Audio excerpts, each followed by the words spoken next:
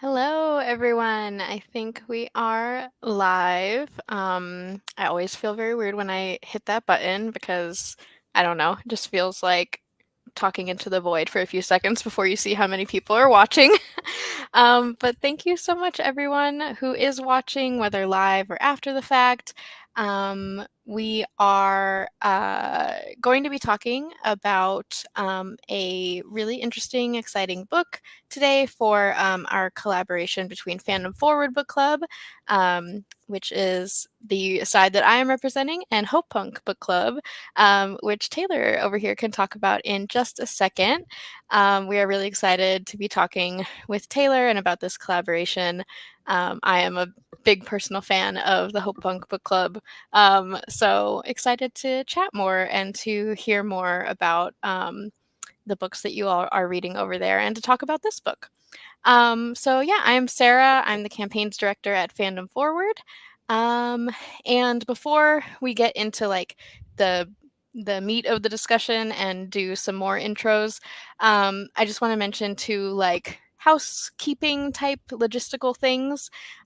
Please, if you are watching live or even after the fact, feel free to use the chat and leave comments. We love to hear from folks and to just hear what you have also thought about the book. But do know that because of the system that we use to live stream, if you are commenting live, there will be a bit of a delay as to when we see it. So just give us a few seconds to respond, especially if it's a question. We also do have closed captioning turned on, so if you want that, and hit the CC button on your YouTube interface, those should be up and working. If you have any issues, feel free to mention that in the chat and we'll see what we can do. But yeah, first, let's just do some intros. And I really loved the question that was right at the end of the book in the conclusion, which was, what would you do with your time if you didn't have to work? So I thought that that could be a fun intro question. So I'll go first and then Taylor, you can go. So yeah, as I mentioned, my name is Sarah. I'm the campaigns director at Fandom Forward. I'm one of the folks who runs the Fandom Forward Book Club along with some lovely volunteers. And I've been thinking about this question a lot ever since I read it in the book.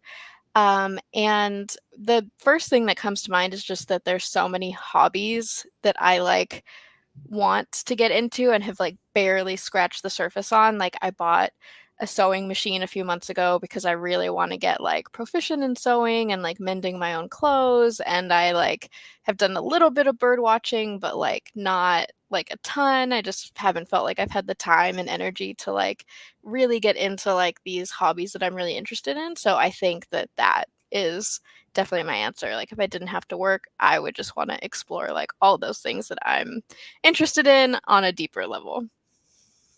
Nice. Hi, everyone. My name's Taylor.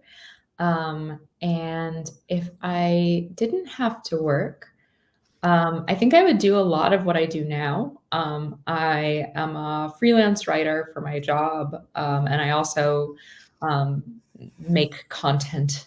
And I would probably keep doing all of those things. I would just be way less stressed about money. And I think I would also, when you said you were going to ask this question, I was like, what would I do? I think I would take better care of myself. Like I would sleep enough. Mm-hmm. Yep. And I would probably take better care of my friends. Like I would be the one who would be like, I'll show up to your thing. I'll help you move. I'll do whatever. I feel like if I was less sort of stressed about like, materially supporting myself, I would be better at supporting other people. Oh, that's such a good answer. Yeah, as soon as you said like the sleep, I was like, oh, imagine a world where we could all just sleep however much our bodies wanted every day. No need to worry about alarms. Sounds lovely. Awesome. And can you tell us a little bit about Hope Punk Book Club? Yeah, totally. So Hope Punk Book Club is a sort of intermittent book club that I run over on my channel, which is called itsradishtime. Ooh, you are ready with the lower third. I love it. And it was really something that I came up with in response to, I made like sort of political activism content on my channel for years and years, and I found myself getting really disillusioned when I was like, okay, I've been working on all of these campaigns and ideas and stuff for so long, and it feels like things are getting worse instead of better. Mm.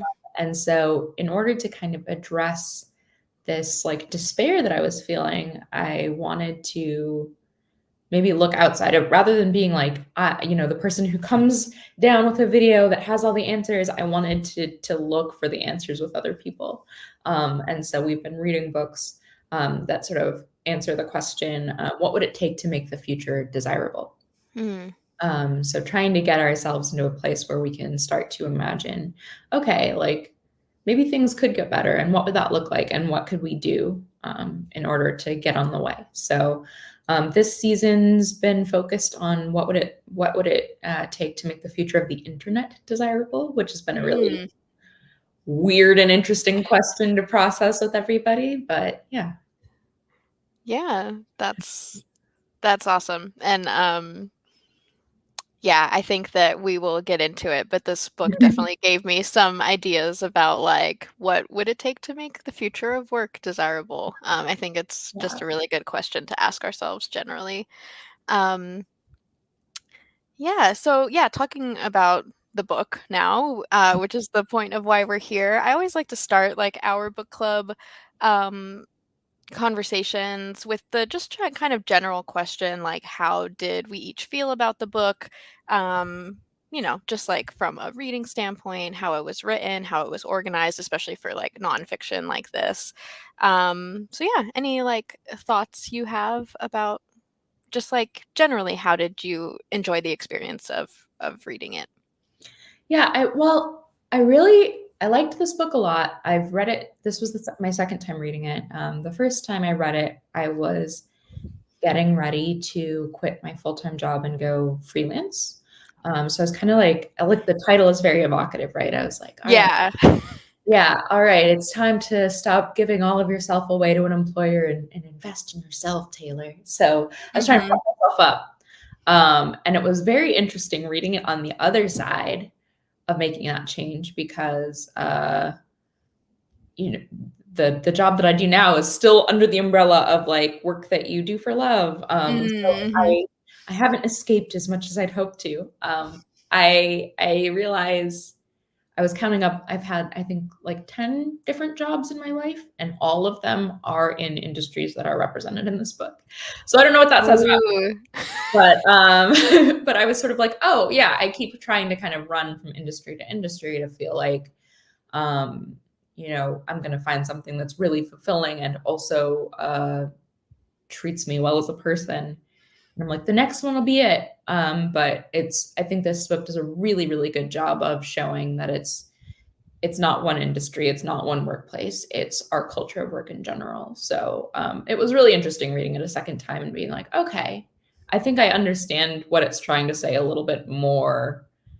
That it's not just sort of like you can quit one job and move to another and be okay. It's more of a large scale problem we need to address.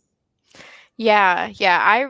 I think like I mean, I agree. Like I enjoyed reading this book a lot. I feel like it did give me a lot to think about. And I read I mean, I listened to the audiobook, which I feel like this is a people thing. This is a thing people say all the time, but like it was really cool to have the author read the book. I just think that that's always like a cool experience. Um, and I think that the one of the things I appreciated the most about the book was how it was like structured and organized, which I, didn't know until I saw the table of contents, but how it does like, each chapter is like a dive into like a different industry and kind of seeing the similarities and differences of the struggles that workers have in those different industries and getting into the history of it. I just thought that that organization was really helpful to kind of to your point to see how like I felt like so much was common across like the chapters. Like in almost every chapter there was like some history of like a really important strike or like union building like movement. And so, yeah, it was just very interesting to see that and to kind of, like you said, really understand like how this is like a big, like large scale issue, not like something that is wrong with the tech industry or the nonprofit industry or all of that. Yeah. Yeah, I thought it was like um, both times I read it. Well, I read it like the physical copy, and this time I listened to the audiobook. And both times I was like, the first chapter is about parenting, and I was like, Yeah. wait, what? Then Yeah. makes a really good case for the fact that like parenting is significant labor that is not paid at all. And I do think it was actually like really well structured, and that um, it makes a good argument that like this is not a competition. Like there's like a repeated sentiment where people are going like, oh yeah, we tried to unionize, and our employer said that unions are for coal miners, right? So it's not trying to say like, you know, Mhm. being an artist or working on video games or being an athlete, right, aren't real jobs because you love this. But it does put up front jobs like parenting, jobs like domestic work, jobs like teaching that are so essential. I mean, I think also art is essential to our Yeah. community, but these things that are um I feel like really important and really taken for granted, and the people who do them are really marginalized.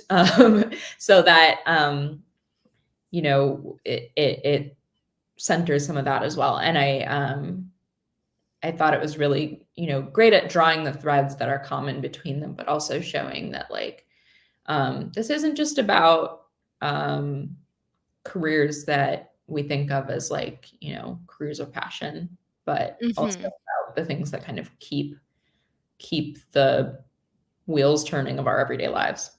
Mhm.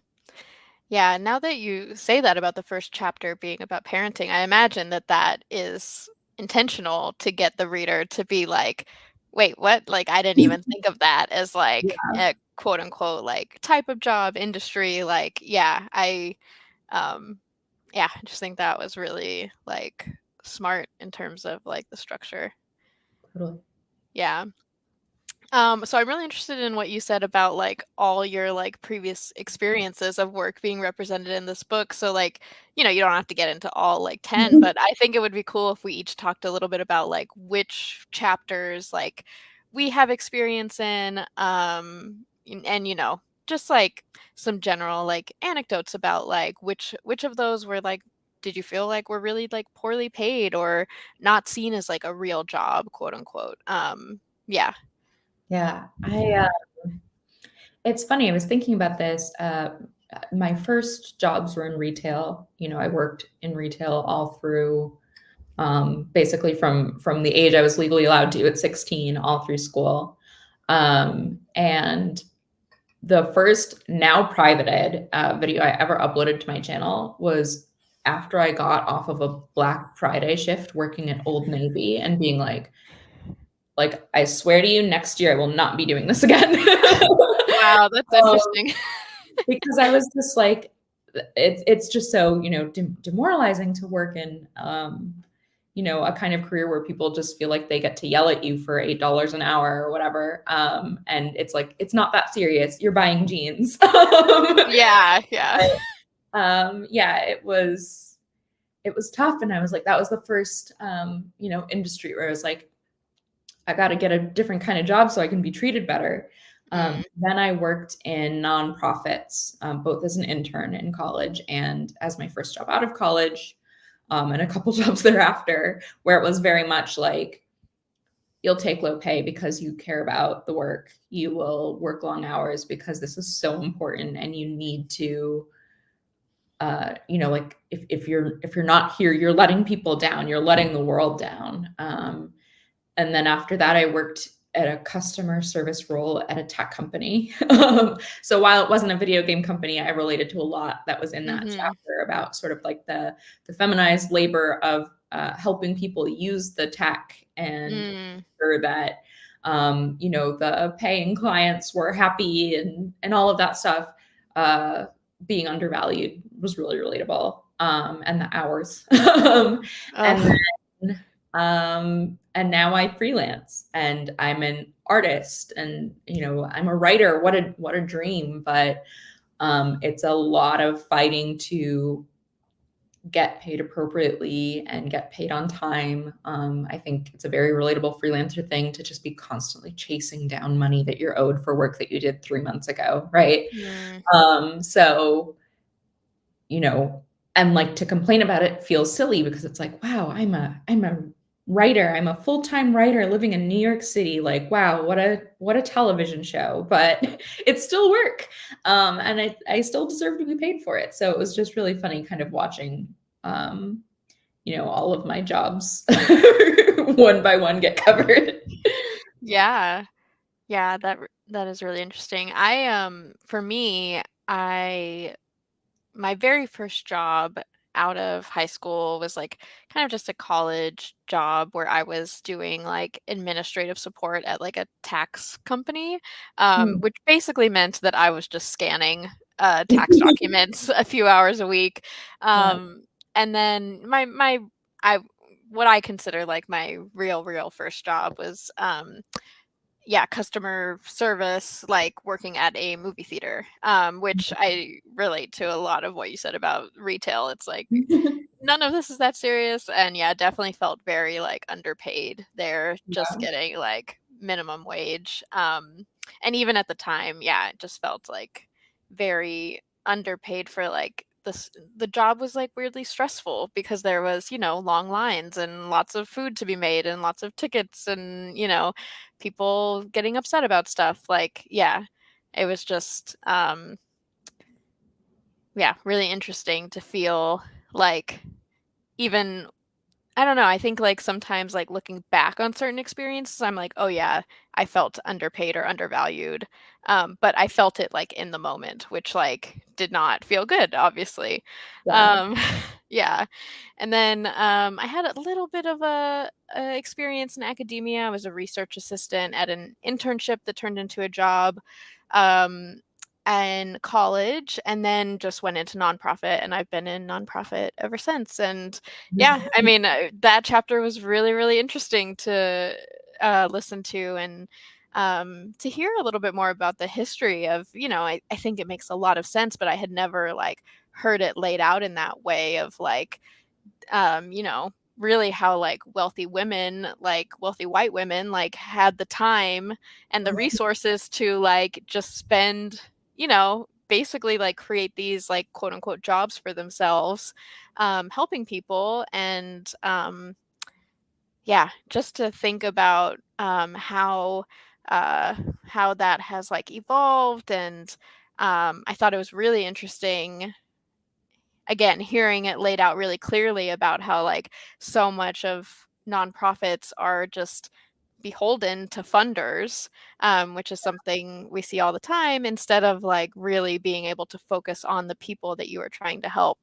So yeah, all of that was, like, really interesting and, like, really resonated with me, Yeah. as well.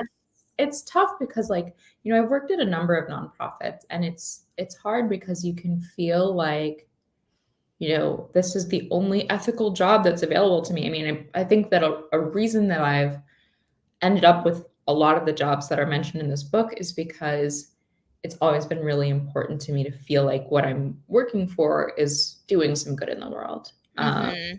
And that's often treated as its own reward.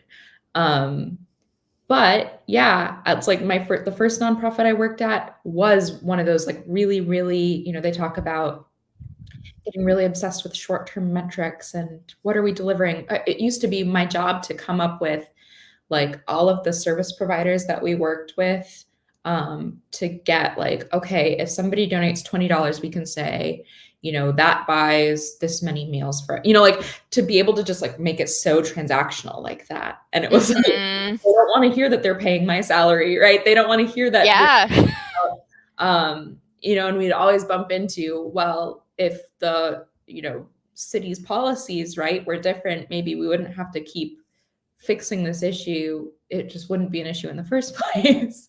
But Yeah. you say that. And then all the way to the point where you're saying like the funders can control, like my last nonprofit that I worked at, I left because I got in trouble. I was doing like social media and I got in trouble for posting Black Lives Matter Oh my posts. gosh. And they were like, some of our donors aren't aligned with that or don't, feel that's too extreme. And this was in 2017. Oh my It's gosh. just like, Yeah. all right, bye. Yeah. So it's really tough because the very thing that allows you to have this job doing what you think to be ethical work can get in the way of you actually making the kind of change that you're trying to make. Mhm. Yeah. Yeah. Really good points. I'm just like It's rough, and it's tough, soaking it especially all in. Yeah. when you're still in the nonprofit world. Like you're like, how do I balance? And there are definitely nonprofits that are better than others. But how do I Yeah. balance like being in it and trying to help and trying to do good with you know something that when I worked in sort of a more politics advocacy space that they would always tell us is you should be trying to organize yourself out of a job, which is like, Right. if we really do our jobs, there won't be a need for this organization to exist. Mhm. But then, like, you need job security, like Right, right.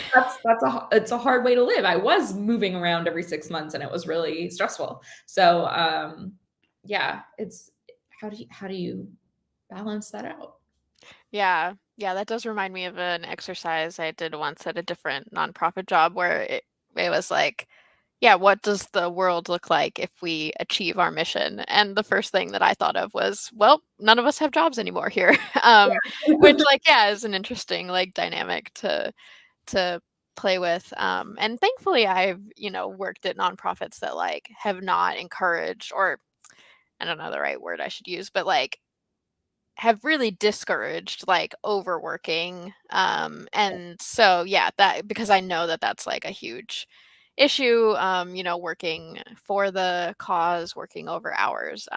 But I feel really lucky that yeah, the ones that I've worked at have not encouraged that and have been really good about boundaries and all that, which is not common across the field, I know. Yeah, it's something that I am seeing more. I feel like it's sort of as a response for everything that we've all gone through in the past several years. Mhm. That more people are starting to come around to that. But that's something that I always used to say when I was working in advocacy is just you'd be working 16-hour days, you'd be in the office 7 days a week. And it was just sort of like because we were working on a limited time campaign, right? Right. There's an end to this. So we have to put in every single hour into the end. And it's like, I'm making mistakes because I'm tired, right? Like Right. I'm not efficient. I'm not good at my job when I'm like this. Like I feel like we'd all be more effective if we worked less. Not that that's even the reason to do it. Like Yeah. people need to be able to take care of themselves regardless of whether or not that makes them a more productive worker or not. But like at least acknowledge that. Mhm. Yeah. Yeah, that's a great point. Um, I'm curious, like, is there, when you were younger, like, is there a job that you like really saw as like your dream job? Like you wanted to do this when you were an adult, and how that changed over time. Yeah, and for me, like, I wanted to be a teacher, like my whole childhood. Um, that is what I wanted to be, and I never really deviated from that. And then I think I got into college, and I just kept hearing about the reality of like teachers are underpaid and overworked and it's difficult. And so I was like, well, maybe not. And then I just went in different directions. But yeah, what about for you? Yeah, I mean, gosh, the teaching chapter was grim. I mean, like, and it's stuff that I knew, right? That teachers Yeah. were underpaid, they're overworked, they're beholden to all of these test scores and things, and they're paying out of their own pocket for supplies. But it just Mhm. seems like it's gotten really Mhm. tough. They mentioned these protests in Wisconsin in 2014, and I was living there at the time, so I was there, and I was like, I remember putting in all that work, and then just nothing happened. So yeah, that was sort of like the beginning of the slow slide. But I think for me, I always wanted to be in a creative field. I always enjoyed writing. I always enjoyed art. And I think there were a lot of things like it was clear to me from very young, and I don't know if this was just how I was raised, but it was like, there's no money in that. So, like, find a practical way to apply it. So, from very young, I was like, well, I could be a journalist. That's falling apart, right? That Yeah. industry is really taking constant hits these days. I when I started college, I thought I went in as an advertising major because I was like, well, I could write copy, I could do graphic design. That could be something where I could get paid to be creative. And one semester in, I was like, I can't ethically. I like this does not sit well with me. So then I switched to I was an English major, but I was by the time I was graduating, I was like, all right, now how do I get a job? And Right. I did marketing for nonprofits and social media for nonprofits because I was like, I can write and I can write to try to persuade people, but I'm persuading people to donate money to good causes. And so that I can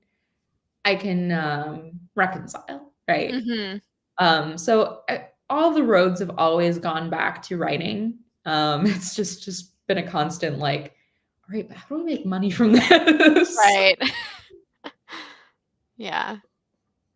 Yeah, that's really interesting. I think it's yeah, interesting the connection you make between like kind of like advertising, writing, nonprofits, and yeah, I just never had thought about it like that before, like using persuasive writing to encourage like donations. That's exactly what it is, but yeah, I just never heard it like said in that way. Um, yeah, I'm curious like also if there was a chapter. I know you said that a lot of your industries were like, where Mhm. you've had past experience was represented throughout the book, but, was there a chapter that you don't have direct experience in that something in there, like, really resonated with you? Yeah, I think probably one of the biggest ones was like talking about care work, like domestic labor in terms of like home health care, cleaning, nannying, that sort of thing. Mhm.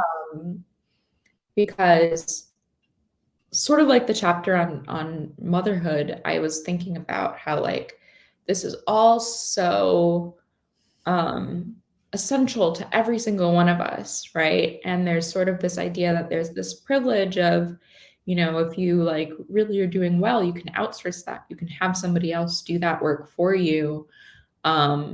But sort of the way we really, really devalue the people that do it, not just to make it cheap, but also I think there was a really interesting exploration of like you have to like dehumanize the people that are doing this work so that you don't feel guilty about Mhm. not doing it yourself, or the fact that they have to leave their own kids to come take care of your kids, right? And I just you know it sort of made me think a lot about how um like something that I've read before is just like the when you get really wealthy, it actually makes you less empathetic because like people Mm. aren't in a position where people say no to you or where you have to win people over, that sort of thing. Like you're the boss. So everybody has to, you know, uh, sort of defer to you, and just sort of like thinking about like what would be the way that we could um, not devalue the people. And it's sort of like similar to what we all went through during the pandemic. It's like all of the essential workers are the people that are like the most devalued, right? Like how do we find a way to value the people that are doing this really, really essential stuff better? Mhm. Yeah, I thought that the one thing that really, like, just stuck with me from that chapter was the kind of anecdote about how, during the pandemic, a family asked their, like, nanny or, yeah, I think she was a nanny, to, come back to work and they wanted to require, like, that she not see anyone else so that she could be healthy and care for their family, and when she asked the same of them, like that didn't go over well, Yeah. and kind of I think that points to like, yeah, this dehumanizing, and that for the family, she was, not not necessarily like, or they weren't acknowledging that she was like a full person who might need to go see other people for her own life and her own kids, but they were just focused on like what they needed. Right. It's like the Yeah. idea of when you're like a kid and you see your teacher outside of school and you're like, I didn't know that you had a life. Right, right. But like to the point where you are you have a developed enough concept of other human beings that you should. Yeah, Right. that's something that I still think about, even as the pandemic is ongoing and I've had the luxury of having remote jobs the entire time. Yeah. That, we've chalked up at this point, like, oh, it's just personal choice. It's your personal risk level. And it's like all the people who are waiting on you at the restaurant or, taking care of you or whatever don't have that choice. It's that they Mhm. don't have to make a personal risk assessment. So we really need to continue to look out for those people. Mhm. Yeah, definitely. I I had heard these stories before, but definitely reading it in the book again was like, just all this like hero pay that like essential workers got for like maybe a month, and then when employers realized the pandemic was not going away, took Yeah. that. It's like just the bare minimum of like just a little bit more support to these people that, were risking themselves much more. And then just very quickly how that even just like minimal support went away. Yeah. I forgot to mention up top, but yeah, definitely feel free to put some questions in the comments for those listening if you have particular questions about the book or just about anything we're talking about that you'd like to hear from us on. We'll do, a few more of our uh, questions that we have, and then go to like audience Q&A as well. Um, I guess like a more general question that I like to ask, especially for like nonfiction books when we're talking in the book club, is was there anything that like surprised you from the book? Um, yeah, anything like whether it was something new you learned or yeah, just anything that surprised you. Yeah, I guess some of the surprises were really just like thinking about, oh, it surprised me that you framed parenting as work, and I'm like, I probably should be thinking of it that way. Um, but I'm trying to think. Do you have anything in mind while I think, or should I just Yeah.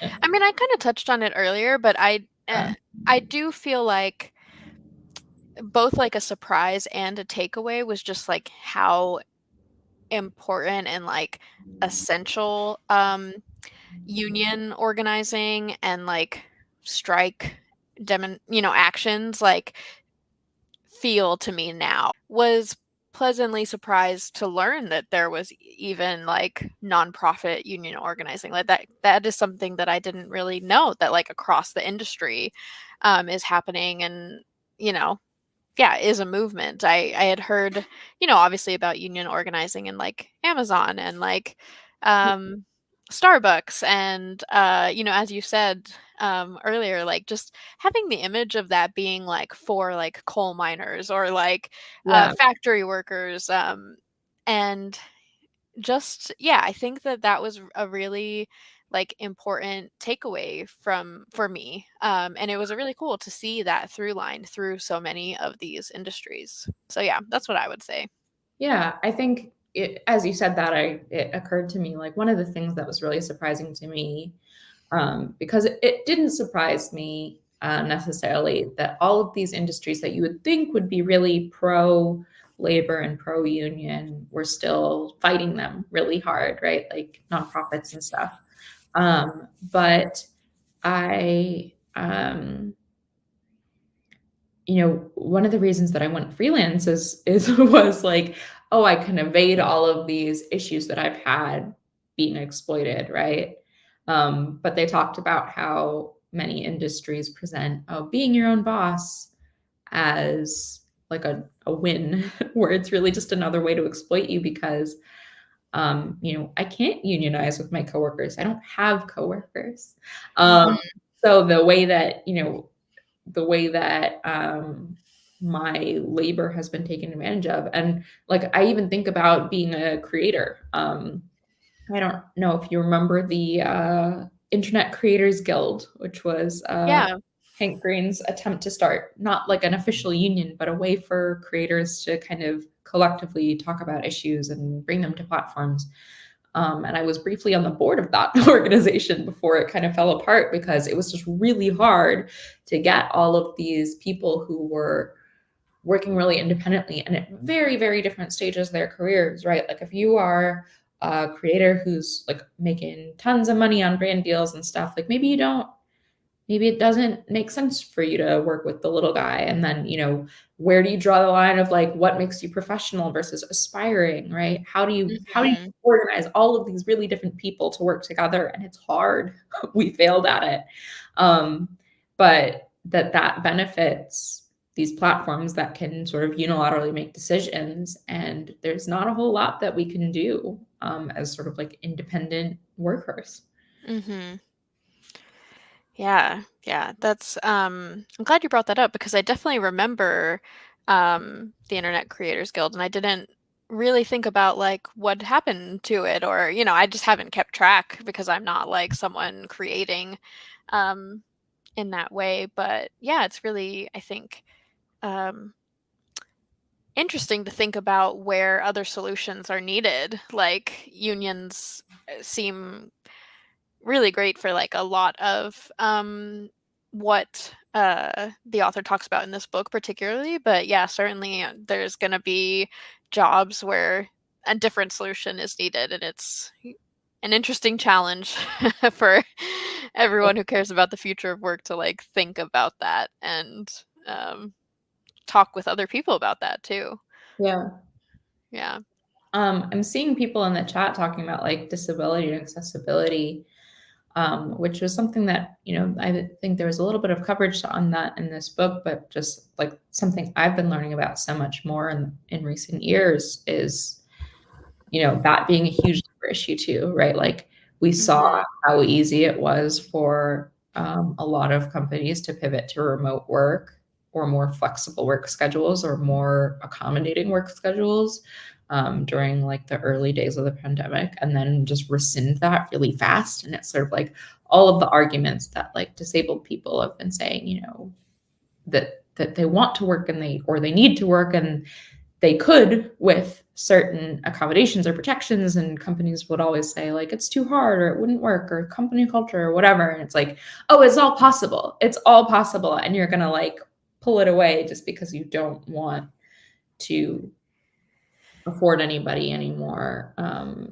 accommodations or protections or freedom. Like I remember that being when I first got a remote job in 2017 when I was working for a tech company, just like how much of a difference it made to not feel like I was being surveilled. Like, Hmm. I used to say that like the best thing was not having to play office chicken, where like everybody like it comes to end the workday at 6 p.m. and everybody's looking around and they're all done working and they all want to go home, but nobody wants to be the first one, right? Because then it looks Hmm. like you're the lazy person or whatever.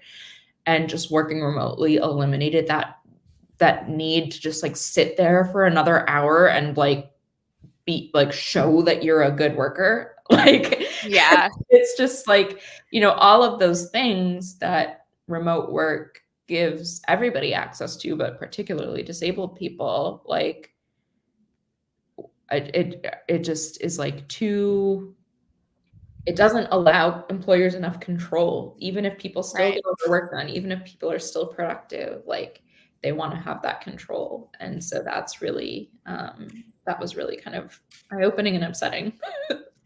Yeah, yeah. I've been thinking about that a lot too, about how I don't know, I just think I work remote as well, and I have on and off even before the pandemic, but really since the pandemic. And I'm, for myself, convinced I never want to stop working remote. Like, I just think that um, yeah, just the freedom that it allows you. Like, if I really need to go to a doctor's appointment or go pick up something from the pharmacy or go shopping, like, in the middle of the day, like, I think that, yeah, employers just need to have a bit more like trust in their employees as well to like get what they needed done, rather than like exerting that like extreme control, like you're saying. Right. Like the Yeah. ability to like even like make myself lunch at home rather than having to buy like a $16 salad every day in the office. Like Yeah. just like really improves your quality of life. But at the same time, like I first started working from remotely in a studio apartment, and that also sucked. Yeah. Yeah. And it's like the fact that I have this office space now is like a huge luxury. And I'm like, how much longer am I even going to be able to like afford that?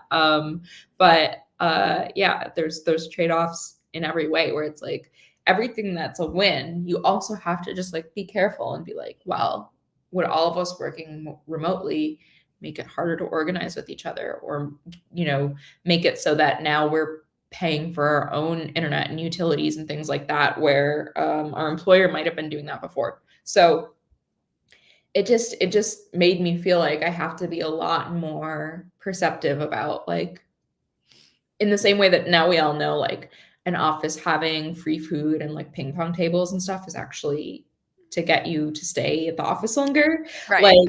that you have to make sure that everything that you want, you're considering all of the angles of it. And really probably the answer comes get down to like different people need different things. And so we need employers to be able to accommodate those different needs rather than sort of this very uniform mold that all of us have to squeeze into, and that's the hardest thing to get accomplished. Yeah. Yeah, that's a really good point about, everything having a trade-off. Um, I thought that there was a really interesting question in the chat a little bit earlier. Someone asking us on yeah, there it is, our thoughts on the difference between work and labor. I think that's really interesting. Um, and I Yeah, don't, if the person who asked that question wants to put in chat, like what that difference means to you, I'm curious to hear it, because to me, I'm like, those are synonyms. Um, so um, I think maybe I don't know if this is actually answering your question, but to me, there's that distinction, like, labor as a movement, right? Like unionizing, um, and work is some like having there be a difference is what has gotten us to this point where we're like, well, I'm not a construction worker. I'm not a coal miner. I'm not a factory worker. I don't deserve a union, or I don't, my industry doesn't, shouldn't be part of the labor movement. That's sort of like a false distinction in my mind. So something that's been useful to me is just trying to separate the idea that like there is any work that is not labor. But I don't know if that was the question that they were trying to ask. yeah. Yeah, I think my first thought was that like, um, yeah, that they're basically synonyms, but like, that at least broadly there is a little bit, and I think, this is what the book is getting at even with just the title, but there's this idea that like labor, kind of like, the phrase labor of love, like there is a little bit more like people might use that word a little bit more for like um domestic work, like it's, cleaning and like parenting and these things that like we do just out of like love or passion, and then work as like being something that you like directly get paid for. Mm, But again, I think like part of this book and this conversation is really like breaking down those like maybe ideas that we have from society and like questioning them and realizing how much like there is just overlap, or should be overlap, between the things we get paid for and the things we don't, when they are all work, if that makes Yeah. sense. I feel like, yeah, there's like, it kind of exposes this like weird sort of circular problem where, like I think about this a lot when we kind of got broadly introduced to the concept of emotional labor, right? Like, and that Mhm. originally referred to the types of things that they talk about in the book of like retail workers having to provide service with a smile. And you go there and people can berate you all day long and you just have to go, like, I'm sorry about that. How can I help you? Yeah. Um, and that being sort of like an additional type of labor that you have to do in addition to ringing up transactions, in addition to, putting things away and stocking things and all of that. Um, and then we sort of stretched it out really far to mean like your friend coming to you to talk about their problems. And that's Right. like, well, that's friendship. I'm very sorry, but we do owe each other emotional support. And to be like, Yeah. well, you're asking of emotional labor and that's not fair. Um, to me, it kind of thinks about it reminds me of the same thing that we're going through with work right now, which is just like, I do think that all of these like labors of love deserve to be compensated. I think about that all the time with my writing, where it's like people think that, oh, that's something that you do for fun, so you should do it for free, right? Like, and I do give away writing for free all the time on my channel, and people can choose to pay for it, but they don't have to pay for it. Mhm. But at the same time, um, it would be a lot easier for me, like when I talked about like if I didn't have to work, I would be a better friend. Like all of these things that we're now going like, oh, actually, it's a lot of work to parent, and people aren't getting paid for that, and it's a lot of work to provide the art that brings people joy, and so people should be getting paid for that, and that's all true. But like, I don't know, you sort of come back around to, well, if our basic needs were taken care of and we weren't constantly being exploited, maybe I would just do it for love. Yeah. I didn't have to worry about, paying my rent and bills and stuff. I would just be giving it all my writing away all the time. I would not have a Patreon. So it's like, um, I don't know if the answer is necessarily like all of this work needs to be compensated at this level, and more like, well, if we just sort of took care of each other's basic needs, like if there was like a basic income or certain things Mhm. that were rights afforded to us, then actually like it wouldn't be such a big deal that parenting labor was unpaid, because you wouldn't have to necessarily go work 40, 50, 60 hours a week and then come home and do that other job. Um, Mhm. so yeah, I don't really know how we get to that point, but I just want to make sure that we don't get to a place where it's like doing anything for anybody is not something that we're going to do if it's unpaid. It's like, actually, I'd love us to be liberated to a point where we can do whatever we want for other people, and it doesn't have to be a question of money. Yeah. Yeah. Yeah, that's a great point. And I think it was, again, going back to like things that were surprising or like new from this book. Like, I think I was introduced to the concept of emotional labor to like kind of when it did become a little bit more about like domestic work and like Yeah. yeah, relationship, like, and so like being introduced to it as like something that actually came out of the service industry was new for me and was interesting, even though it makes a lot of sense, and being part of that industry myself, like, I totally get that. But yeah, that was like um a new idea that really like helped me kind of think about that concept in a new way. um Yeah, so we have about, I don't know, 5 or so more minutes for questions. So if anyone has any other questions, feel free to put them in the chat. But I was also really interested to ask, a little bit like, um, kind of, kind of what you just said. Like, maybe we don't know exactly like where to go from here. But one question that I found on like a book club guide for this book, which was really interesting, was um have you been in like public spaces where you get to slow down, like be present, connect with other people, like anything that has helped you like maybe envision what the future of like work and society like outside of capitalism might potentially look like. Yeah, it's tough. I feel like, especially in recent years, it's been really hard to have spaces like that. I have seen people talking in the chat about libraries, and I feel like libraries are one of the very, very few spaces we have left. And they talked about this with teachers, right? Where it's like all of these other functions of the government that have been cut have been offloaded on teachers.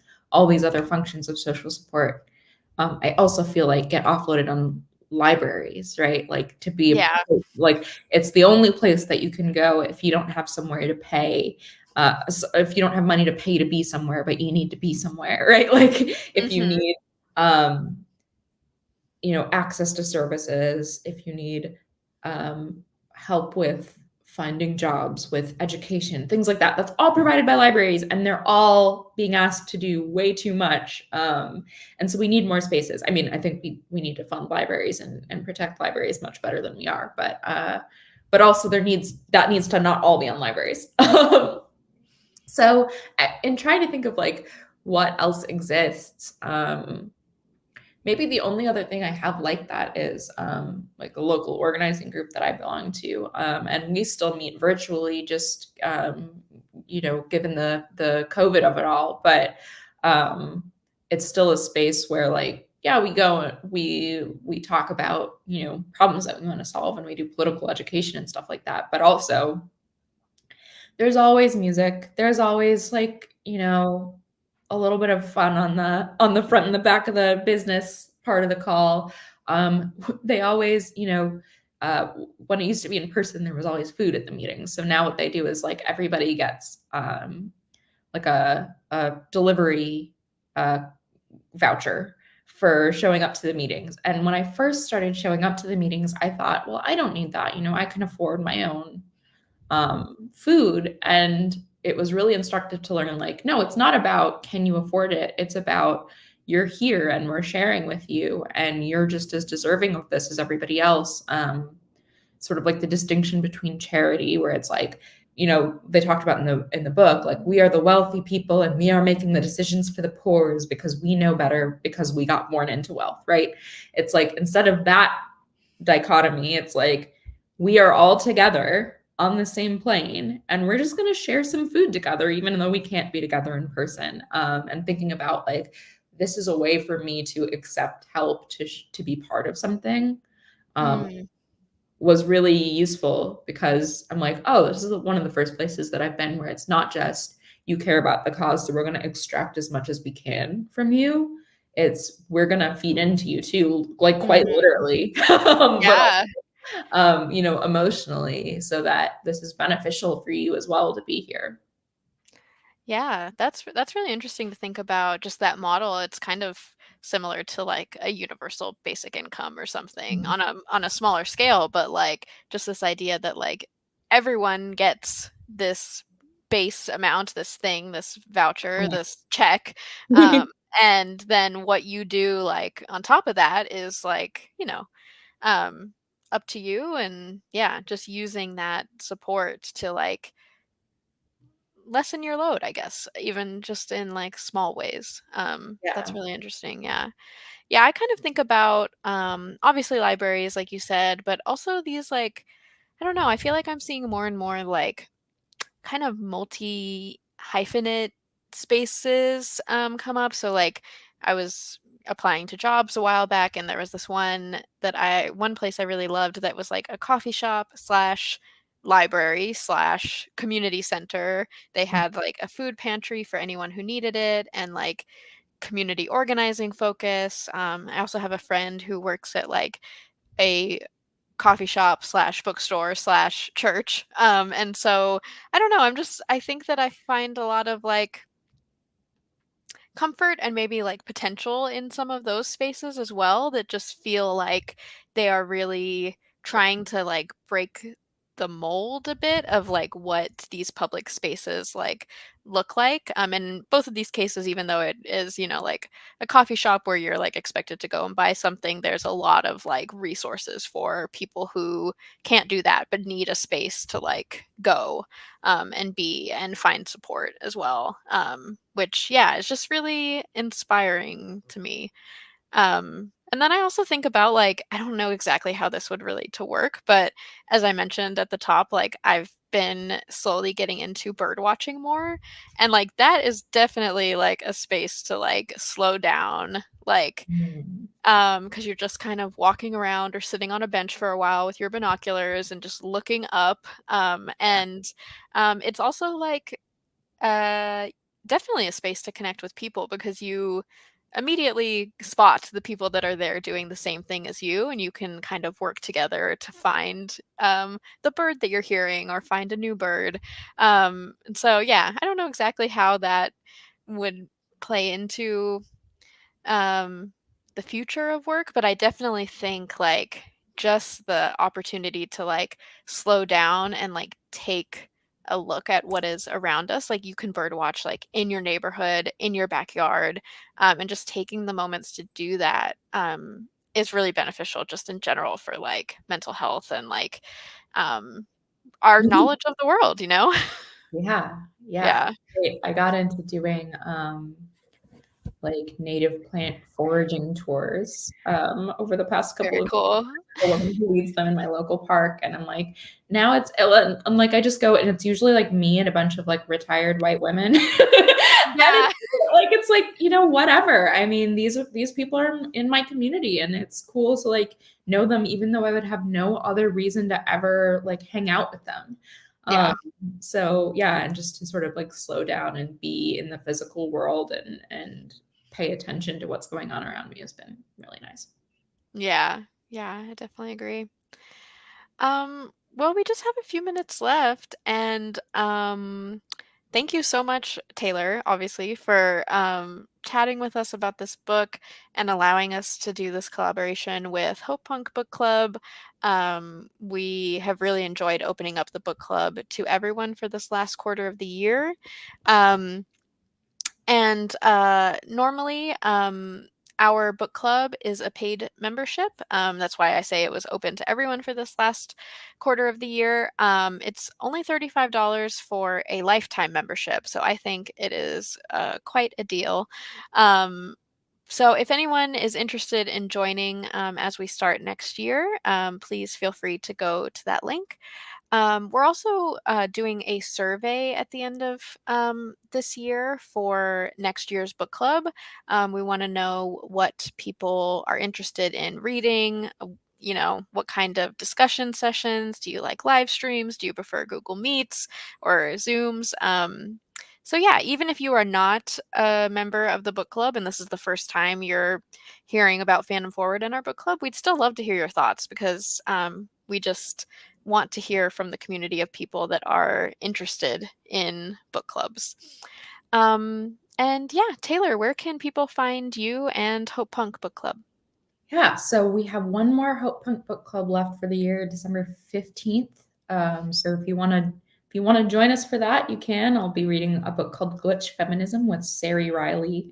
Those of you who listen to the SciShow Tangents podcast will recognize Yeah. Sari. But yeah, so youtube.com/itsradishtime is where you can find me. I also post all the details and like my polls about books that people want to read on my Patreon. It's on the free tier, so you do not have to pay.